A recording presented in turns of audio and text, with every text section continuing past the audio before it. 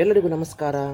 ಕರ್ನಾಟಕ ರಾಜ್ಯದ ವಿವಿಧ ಸ್ಪರ್ಧಾತ್ಮಕ ಪರೀಕ್ಷೆಗಳಾಗಿರ್ತಕ್ಕಂತಹ TET ಆಗಿರ್ಬೋದು, GPSTR ಆಗಿರ್ಬೋದು, HSTR ಆಗಿರಬಹುದು, ಹಾಗೆ ಇನ್ನುಳಿದಂತಹ SDA, FDA, ವಿಲೇಜ್ ಅಕೌಂಟೆಂಟ್ ಮುಂತಾದ ಪರೀಕ್ಷೆಗಳಿಗೋಸ್ಕರ ನಾವು 6ರಿಂದ 12ನೇ ತರಗತಿಯವರೆಗೆ ಇರ್ತಕ್ಕಂಥ ಪಠ್ಯಪುಸ್ತಕಗಳನ್ನು ನಾವು ಒಂದೊಂದಾಗಿ ಅಧ್ಯಯನವನ್ನು ಮಾಡ್ತಾ ಬಂದಿದ್ವಿ. ಇವತ್ತಿನ ದಿನ ನಿನ್ನೆ ಏನು ನೋಡಿದ್ವಿ ರೀ, ಸಮಾಜ ವಿಜ್ಞಾನ 6ನೇ ತರಗತಿಗೆ ಸಂಬಂಧಪಟ್ಟಂತೆ ಹೊಸ ಧರ್ಮಗಳ ಉದಯ ಅಂತಕ್ಕಂಥ ಚಾಪ್ಟರ್ನಲ್ಲಿ ಬೌದ್ಧ ಧರ್ಮಕ್ಕೆ ಸಂಬಂಧಪಟ್ಟಿರ್ತಕ್ಕಂಥ ಮಾಹಿತಿಯನ್ನು ನೋಡಿದ್ವಿ. ಇವತ್ತು ನಾವು ಮುಂದುವರೆದ ಭಾಗ ಜೈನ ಧರ್ಮಕ್ಕೆ ಸಂಬಂಧಪಟ್ಟಂತೆ ವಿಶೇಷವಾಗಿರ್ತಕ್ಕಂಥ ಮಾಹಿತಿಯನ್ನು ಒಂದೊಂದಾಗಿ ನೋಡ್ತಾ ಬರೋಣ. ಸರ್ಕಾರಿ ಪಠ್ಯಪುಸ್ತಕಗಳಲ್ಲಿ ಏನು ಮಾಹಿತಿ ಇರುತ್ತಲ್ಲ, ಅತಿ ಪ್ರಮುಖವಾಗಿ ಅತಿ ವಿಶೇಷವಾಗಿರ್ತಕ್ಕಂಥ ಮಾಹಿತಿ ಇರ್ತದೆ. ಯಾಕಂತಂದ್ರೆ ಪದೇ ಪದೇ ಕಾಂಪಿಟೇಟಿವ್ ಎಕ್ಸಾಮ್ನಲ್ಲಿ ಕ್ವಶನ್ ಆಗ್ತಕ್ಕಂಥ ಸಾಧ್ಯತೆಗಳು ಬಹಳ ಇರ್ತದೆ. ನೋಡ್ರಿ, ನೇರವಾಗಿ ನಾವು ವಿಷಯಕ್ಕೆ ಹೋಗೋದಾದ್ರೆ ಜೈನ ಧರ್ಮ. ಈ ಜೈನ ಧರ್ಮದಲ್ಲಿ 24 ತೀರ್ಥಂಕರು ಬರ್ತಾರೆ. ಅದರಲ್ಲಿ ಮೊದಲನೇ ತೀರ್ಥಂಕ ಋಷಭನಾಥ ಅಥವಾ ಆದಿನಾಥನನ್ನು ನಾವು ಜೈನ ಧರ್ಮದ ಮೂಲ ಸಂಸ್ಥಾಪಕ ಅಂತ ಹೇಳಿ ಕರಿತೀವಿ. ಆದರೆ ಇಲ್ಲಿ ಜೈನ ಧರ್ಮದ 24ನೇ ತೀರ್ಥಂಕರಾಗಿರ್ತಕ್ಕಂತಹ ವರ್ಧಮಾನ ಮಹಾವೀರರನ್ನ ಮರುಸ್ಥಾಪಕ ಅಥವಾ ಈ ಒಂದು ಧರ್ಮವನ್ನು ಪ್ರಚುರಪಡಿಸಿದವರು ಎಂತಕ್ಕಂಥ ಮಾಹಿತಿ ನಮಗೆ ಲಭ್ಯವಾಗ್ತಾ ಬರ್ತದ. ಕೆಲವೊಂದು ಸಲ ಏನು ಮಾಡ್ತಾನ್ರಿ, ಮೂಲ ಸಂಸ್ಥಾಪಕ ಕೇಳಿದ್ರೆ ಋಷಭನಾಥ ಅಂತ ಹಾಕ್ರಿ, ಆಪ್ಷನ್ನಲ್ಲಿ ಋಷಭನಾಥ ಇರಲಿಲ್ಲ, ವರ್ಧಮಾನ ಮಹಾವೀರರು ಇದ್ರಂತಂದ್ರೆ ಆ ಮಹಾವೀರರಿಗೆ ಸಂಬಂಧಪಟ್ಟಂತೆ ಆಪ್ಷನನ್ನು ಟಿಕ್ ಮಾಡಬೇಕಾಗ್ತದೆ. ಯಾಕಂತಂದ್ರೆ ಇವರು ಜೈನ ಧರ್ಮದ ತತ್ವಗಳನ್ನು ಮತ್ತು ಸಿದ್ಧಾಂತಗಳನ್ನು ಜಗತ್ತಿಗೆ ಪ್ರಚಾರ ಮಾಡಿರ್ತಕ್ಕಂಥ ಒಬ್ಬ ವ್ಯಕ್ತಿ ಅಂತೇಳಿ ನಾವು ಕರಿತಾ ಬರ್ತೀವಿ.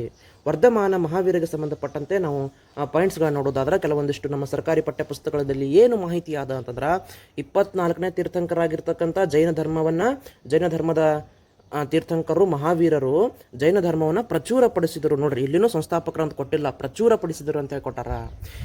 ಈತನು ಸುಮಾರು 2500 ವರ್ಷಗಳ ಹಿಂದೆ ವೈಶಾಲಿ ಸಮೀಪದ ಕುಂದ ಗ್ರಾಮದಲ್ಲಿ ಜನಿಸ್ತಾರ. ಪ್ರಶ್ನೆ ಕೇಳ್ಯಾನ್ರಿ ಇದು.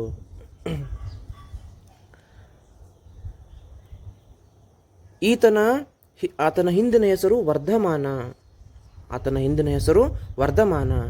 ತಂದೆ ಹೆಸರು ಸಿದ್ಧಾರ್ಥ, ತಾಯಿ ತ್ರಿಶಲಾದೇವಿ. ಪ್ರತಿಯೊಂದು ಪಾಯಿಂಟ್ನು ಕಾಂಪಿಟೇಟಿವ್ ಎಕ್ಸಾಮ್ದಲ್ಲಿ ಎಲ್ಲೋ SDAದ ಕ್ವಶನ್ ಆಗ್ಯದ, ಎಲ್ಲೋ FDAದ ಕ್ವಶನ್ ಆಗ್ಯದ, ಭಾಳಷ್ಟು TETನಲ್ಲಿ ಕ್ವಶನ್ ಆಗ್ಯದ. ನೀವು ಕ್ವಶನ್ ಪೇಪರ್ಗಳನ್ನು ತೆಗೆದು ನೋಡಿದ್ರೆ ಗೊತ್ತಾಗೇ ಆಗ್ತದ. ಕ್ವಶನ್ಗಳು ಪದೇ ಪದೇ ಮೇಲಿಂದ ಮೇಲೆ ಈ ಒಂದು ಚಾಪ್ಟರ್ನಲ್ಲಿ ಆಗ್ತಾನೆ ಇರ್ತಾವ. ಅಂದ್ರೆ ಈ ಹೇಳಿಕೆ ರೂಪದಾಗ ಕ್ವಶನ್ಗಳನ್ನು ಕೇಳಿದ್ರು ನಮಗೆ ಏನಾಗ್ತದೆ ರೀ, ಆರಾಮಾಗಿ ಆನ್ಸರ್ ಮಾಡಲಿಕ್ಕೆ ಅನುಕೂಲಕರ ಆಗ್ತದೆ. ಈಗ ನೋಡ್ರಿ, 2 ಸೆಂಟೆನ್ಸ್ಗಳನ್ನ ನಾನು ನಿಮಗೆ ಹೇಳ್ತೀನಿ. ಕ್ವಶನ್ ಹೇಳಿಕೆ ರೂಪದಾಗ ಹೆಂಗೆ ಕೇಳ್ಬೋದು, ಹೆಂಗೆ ಟ್ವಿಸ್ಟ್ ಮಾಡ್ಬೋದು, ಎಷ್ಟು ನಮಗೆ ಗೊಂದಲ ಆಗ್ತದಂತಂದ್ರೆ ಹೇಳಿಕೆಯನ್ನು ಪರಿಗಣಿಸಿ ಅಂತ ಟೈಟಲ್ ಹಾಕಿ 24ನೇ ತೀರ್ಥಂಕರಾಗಿರ್ತಕ್ಕಂಥ ವರ್ಧಮಾನರು ಜೈನ ಧರ್ಮವನ್ನು ಪ್ರಚುರಪಡಿಸಿದರು. Option A.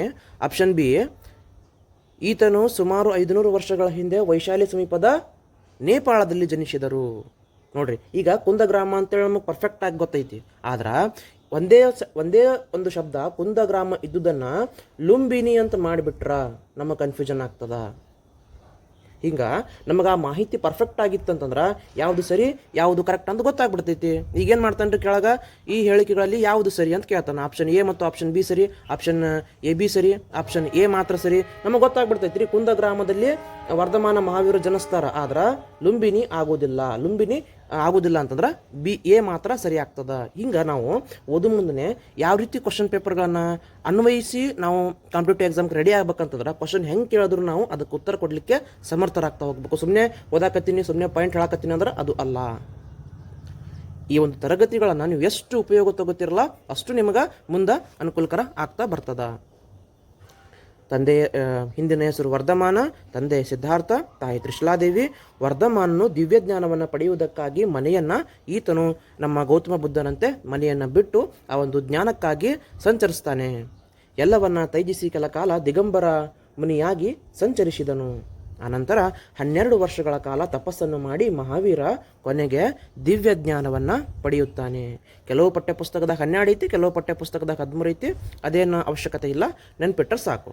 ನೋಡ್ರಿ, ಆ ಒಂದು ಸುದೀರ್ಘವಾಗಿರ್ತಕ್ಕಂತಹ ತಪಸ್ಸನ್ನು ಮಾಡಿ ಮಹಾವೀರನು ಜೀನ ಎನಿಸಿದನು. ಜೀನ ಎಂದರೆ ಮೋಹವನ್ನು ಗೆದ್ದವನು ಎಂದರ್ಥ.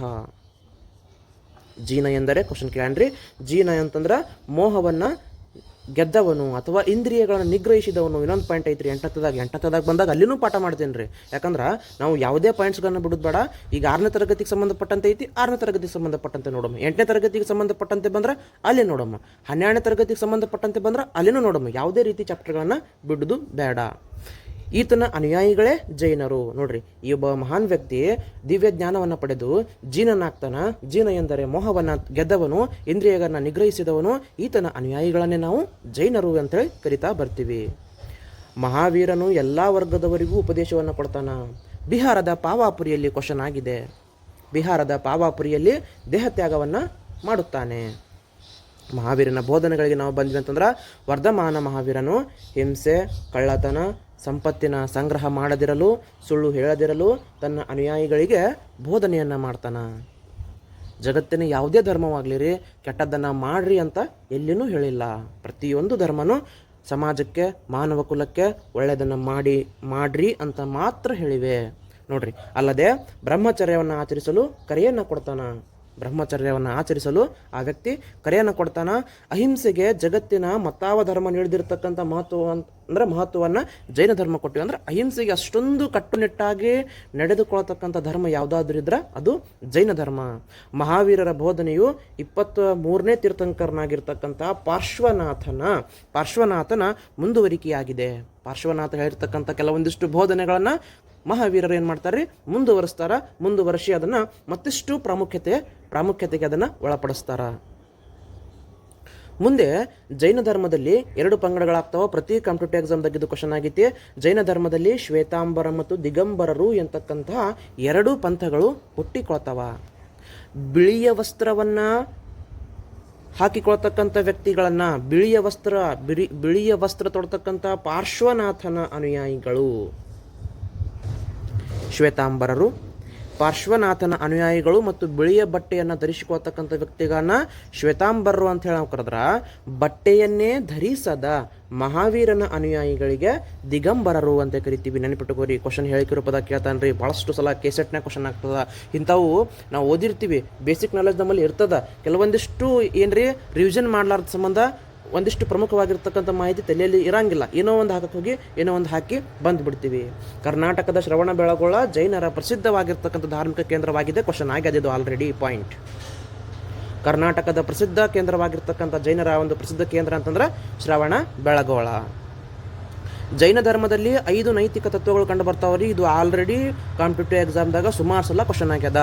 ಒಂದು ಅಹಿಂಸೆ, ಸತ್ಯ, ಅಸ್ಥೇಯ. ಇದರ ಅರ್ಥ ಕೇಳನ್ರಿ. ಅಸ್ಥೇಯ ಅಂತಂದ್ರೆ ಕಳತನ ಮಾಡಲಾರ್ದು, ಕದಿಯದಿರುವುದು. ಅಸ್ಥೇಯ ಮೀನ್ಸ್ ಕದಿಯದಿರುವುದು. ಅಪರಿಗ್ರಹ, ಅವಶ್ಯಕತೆಗಿಂತ ಹೆಚ್ಚು ಪದಾರ್ಥಗಳನ್ನು ಸಂಗ್ರಹಿಸದೇ ಇರುವುದು. ನಮಗೆ ಎಷ್ಟು ಬೇಕು ಅಷ್ಟನ್ನು ಮಾತ್ರ ಸಂಗ್ರಹಣೆ ಮಾಡಬೇಕು. ಅಣ್ಣ ಬಸವಣ್ಣನವರು ಹೇಳಿದ್ದನ್ನೇ, ಕಾಯಕವೇ ಕೈಲಾಸ. ಎಷ್ಟು ನಾವು ದುಡಿತೀವಲ್ಲ ಅಷ್ಟರಲ್ಲೇ ನಾವು ಸಂತೃಪ್ತಿಯನ್ನು ಪಡಿಬೇಕು. ಇನ್ನು ಅಹಿಂಸೆ, ಸತ್ಯ, ಆಸ್ಥೇಯ, ಅಪರಿಗ್ರಹ ಮತ್ತು ಬ್ರಹ್ಮಚರ್ಯ. ಕೊನೆಯದಾಗಿ ಬ್ರಹ್ಮಚರ್ಯ ಅಂತಂದ್ರೆ ಇಂದ್ರಿಯಗಳನ್ನು ತನ್ನ ವಶದಲ್ಲಿ ಇಟ್ಟುಕೊಳ್ಳುವುದು. ನೆನ್ಪಿಟ್ಟುಕೋರಿ, 5 ಪಾಯಿಂಟ್ಸ್ಗಳು ಕ್ವಶನ್ ಆಗ್ತಾವ್ರಿ. ಇನ್ನು ಈ ಒಂದು ಜೈನ ಧರ್ಮಕ್ಕೆ ಸಂಬಂಧಪಟ್ಟಿರ್ತಕ್ಕಂಥ ಮಾಹಿತಿ ನಮ್ಮ 6ನೇ ತರಗತಿ ಪಠ್ಯಪುಸ್ತಕದಲ್ಲಿ ಇಷ್ಟು ಕೊಟ್ಟಾರ. ಇಷ್ಟು ಸಾಕು. ಅನಂತರ ಇನ್ನೊಂದು ಚಾಪ್ಟರ್ ಮುಗಿದ ತಕ್ಷಣವೇ ಇನ್ನೊಂದು ಪೇಜ್ನಲ್ಲಿ ಏನೈತ್ರಿ, ಮಹಾಜನಪದಗಳು ಮತ್ತು ಗಣರಾಜ್ಯಗಳಿಗೆ ಸಂಬಂಧಪಟ್ಟಂತೆ ಒಂದಿಷ್ಟು ಮಾಹಿತಿ ಕೊಟ್ಟರೆ. ಯಾವುದೂ ಪಾಯಿಂಟ್ಗಳನ್ನ ಬಿಟ್ಟು ಹೋಗೋದು ಬೇಡ, ಪ್ರತಿ ಪಾಯಿಂಟ್ನು ಚರ್ಚೆಯನ್ನು ಮಾಡೋಣ. ಸರ್, ಮಹಾಜನಪದಗಳು ಅಂತಂದ್ರೆ ಏನ್ರಿ, 2000 ವರ್ಷಗಳ ಹಿಂದೆ ನಾವು ಭಾರತ ದೇಶವನ್ನು ನೋಡಲಾಗಿ ಅಲ್ಲಿ ಅದು 2500 ವರ್ಷಗಳ ಹಿಂದೆ ಬೌದ್ಧ ಧರ್ಮದ ಕಾಲವಾಗಿತ್ತು. ಆ ಒಂದು ಕಾಲದಲ್ಲಿ ಸಿಂಧು ಗಂಗಾ ನದಿ ಬಯಲಿನಲ್ಲಿ 16 ಚಿಕ್ಕ ಪುಟ್ಟ ರಾಜ್ಯಗಳಿದ್ದವು, ಸಣ್ಣ ಸಣ್ಣ ರಾಜ್ಯಗಳಿದ್ದವು. ಬೌದ್ಧ ಸಾಹಿತ್ಯದಲ್ಲಿ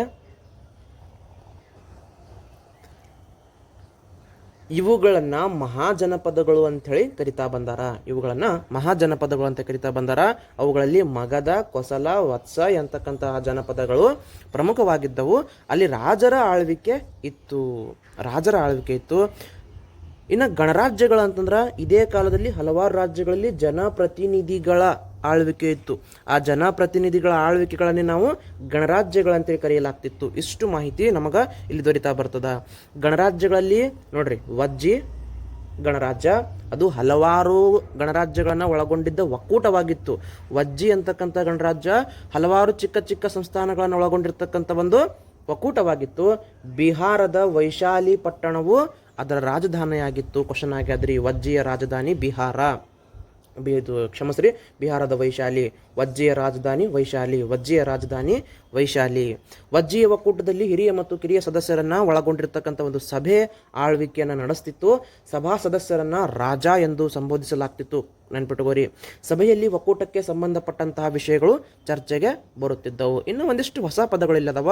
ವೈರಾಗ್ಯ ಅಂತಂದ್ರೆ ಪ್ರಪಂಚದ ಎಲ್ಲಾ ಬಗೆಯ ಆಸೆಗಳನ್ನ ತೊರೆಯುವುದು, ವೈರಾಗ್ಯವನ್ನು ಪಡೆಯುವುದು.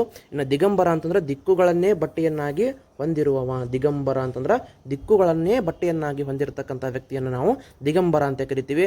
ನಿರ್ವಾಣ ಅಂತಂದ್ರೆ ಹುಟ್ಟು ಸಾವುಗಳ ಚಕ್ರದಿಂದ ಪಾರಾಗುವಿಕೆ. ಹುಟ್ಟು ಸಾವು ಚಕ್ರದಿಂದ ಪಾರಾಗುವಿಕೆಯನ್ನು ನಾವು ನಿರ್ವಾಣ ಅಂತೇಳಿ ಕರಿತೀವಿ. ಇಷ್ಟು ಮಾಹಿತಿ 5ನೇ ಚಾಪ್ಟರ್ 6ನೇ ತರಗತಿಯಲ್ಲಿರ್ತಕ್ಕಂಥ ಮಾಹಿತಿಯನ್ನು ನೋಡಿವಿ. ನಾಳೆಗೆ ಯಥಾ ಪ್ರಕಾರ ಇನ್ನು ಮುಂಬರ್ತಕ್ಕಂಥ ಚಾಪ್ಟರ್ಗಳು ಬಹಳ ಚೆನ್ನಾಗದಾವ್ರಿ. ಹಳೆಯ ರಾಜಮನೆತನಗಳು ಬರ್ತಾವ. ಪ್ರತಿ ಪಾಯಿಂಟ್ನು ಎಕ್ಸಾಮ್ದಾಗ ಕ್ವಶನ್ ಆಗ್ಯಾದ್ರಲ್ಲಿ ನಾವು ಒಂದೊಂದಾಗಿ ಮಾಹಿತಿಯನ್ನು ನೋಡ್ಕೋತಾ ಬರೋಣ ಅಂತ ಹೇಳ್ತಾ ನೋಡ್ರಿ. ಎಲ್ಲರಿಗೂ ನಾನು ಮತ್ತೊಮ್ಮೆ ಧನ್ಯವಾದಗಳನ್ನು ತಿಳಿಸ್ತೇನೆ. ಎಲ್ಲರಿಗೂ ನಮಸ್ಕಾರ ಮತ್ತು ಧನ್ಯವಾದಗಳು.